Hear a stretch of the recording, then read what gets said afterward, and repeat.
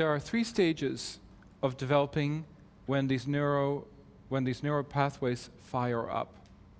There are 3 levels of sensories. The first one is it's too late, meaning the emotion has traveled right through our body and we can sense it. But interesting about neuropathways and about changing our reality, we can always go back into time because time doesn't really exist. So let's say that I had an outburst of rage, and it's been an hour later, and I can feel the chemical warfare in my body reducing. At that particular point, I can go back and go, this is not the reality I choose any longer. These sensories, these neuropathways, have no such thing as time. They just have reacting. So they find all kinds of sensories throughout a day, behavior, people, how people look, and how people behave, and how people see. So at that particular moment, we're outraged, it's an hour later, and we can feel the adrenaline coming down. It can be eating disorder. It can be any addiction. It could be any feeling, any emotion, rage, sister, brother, sister, and anything, disappointment, relationship. And the next day, even an hour later, by simply saying, this is not the reality I choose any longer. I'm choosing a different reality. I am not there yet. I might not know how, but I am on my way of creating a new reality. The brain can actually sense it afterwards.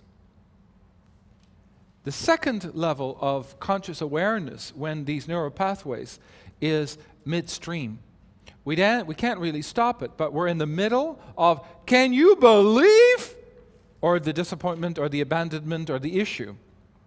That we actually can develop the conscious awareness midstream. We might not be able to stop it by simply saying, oh, this is not what I want anymore. This has got to go. This is so not what I choose. In that reality, that's when we can actually break off a lot of these neuropathways that currently have bonded. So many of the sensories that have actually brought that reality together, that's a really good moment where we can make a change. The third level of consciousness is you wake up and you're restless. You wake up and you just know shit's going to come down the slide. You can feel it in your body. You just know, like, oh, I don't know how, who, what, when, something's going to happen. You are restless. This is where the soul is aware of the neuropathways that are going to fire that day. It is a warning of the soul that the soul says there is going to be a brainstorm happening today. We create our day the night before. All reality in which we see of today was already created yesterday. It's a hard concept. So when you wake up in the morning, yes, we can alter it. We're not stuck in it. But we create the foundation of today. The disappointments of today, the highs of today, all those things we create the day before. Sometimes a week before, sometimes a month before. We just don't know that. So this day is slotted to have a train that's going to unload a coal, and that coal can be happiness, disappointment, anger, rage, car accident, anything and everything. All of it is embodied. Some of that unloading of today is past karma, present karma, addiction, sensories, things that trigger us off. So what makes up a day is a multitude of factors.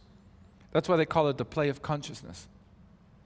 The play of consciousness means that there are many factors, and you need to be the visionary, the conductor, or the witness. How do we change these multitude of facets that all collectively come together in one big train that we can't stop is becoming the witness. I'm sorry?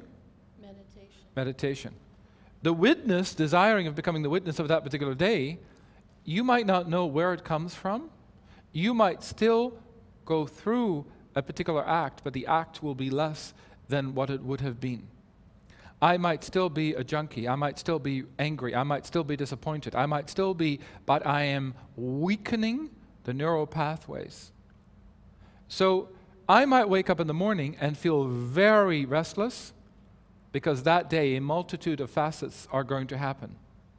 And I need to really be that witness and watch what happens. It gets an indicator of what's coming down the pipe. And meditation early on, or quite early on, is going to help me re-regulate that train wreck that can happen. Or really just watching and knowing that this train wreck is happening, meaning emotions, feelings, by really stepping back and watching the day as I am a witness of myself. That is how we get out of these neuropathways. It's the quickest, fastest way to break karma.